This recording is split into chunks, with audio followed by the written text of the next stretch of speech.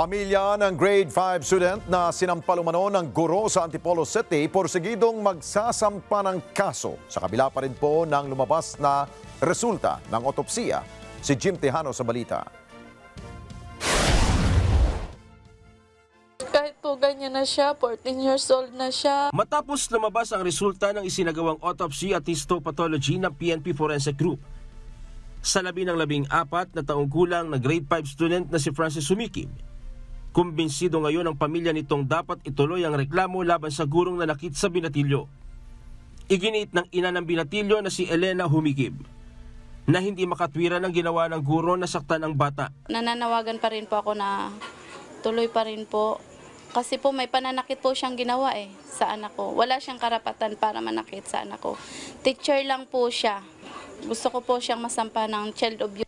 Nais ng ina ng biktima na masampahan ng kasong paglabag sa Republic Act 7610 o ang Anti-Child Abuse at pagkansela sa lisensya ng guro. Aminado rin ang magulang ni Francis na malabo pa sa kanilang mga naglitawang resulta ng pagsusuri. Maging ang mali-malian niyang impormasyong lumabas sa mga balita na di umano'y namatay sa ibang dahilan ng biktima ay higit na nakapagbigay ng stress sa pamilya Humikim. Nagtaka din po ako sa kanila kasi bakit may pinakitang text na may result na daw po ng autopsiya.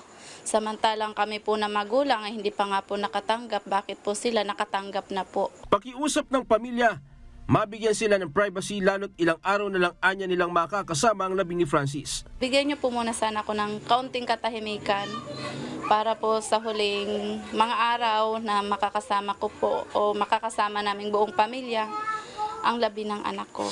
Sa autopsy report ng PNP Forensic Group, lumabas na intracerebral edema o pamamaga ng utak at intracerebral hemorrhage o pagdurugo ng utak ang sanhi ng pagkamatay ng 14 na taong gulang na biktima at wala anin ang kaugnayan ang pananampal ng guro dito. Paliwanag ng hepe ng Antipolo Police, pinulaut na ang kasong homicide laban sa guro. Subalit pag-uusapan pa kung itutuloy ang kasong child abuse laban sa akusado. Puno ng pangarap. Pangarap na di lamang sa pansariling kapakinabangan, kundi para sa buong pamilya. Subalit tila mababaon na lang ito sa limot matapos ang malabangungot na pangyayari. Masipag, malambing, mapagmahal sa mga kapatid at pursigidong makapagtapos sa pag-aaral. Ganito inilarawan ng mismong ina ng batang si Francis Humikim. Ang umano'y nakaranas ng pangmamaltrato sa kamay ng subject teacher nito mula sa Peña Francia Elementary School sa Antipolo City.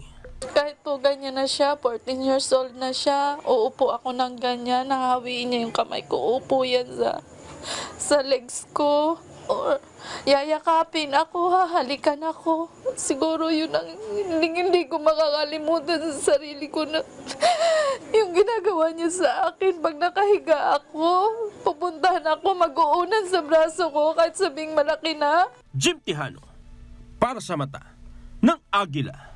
Matatag, matapang, matapat. Maraming salamat sa inyo pong pagsubaybay sa Mata ng Agila Primetime. Para malaman ang matatag, matapang at matapat na mga balita, i-follow lamang at mag-subscribe sa @Net25 TV.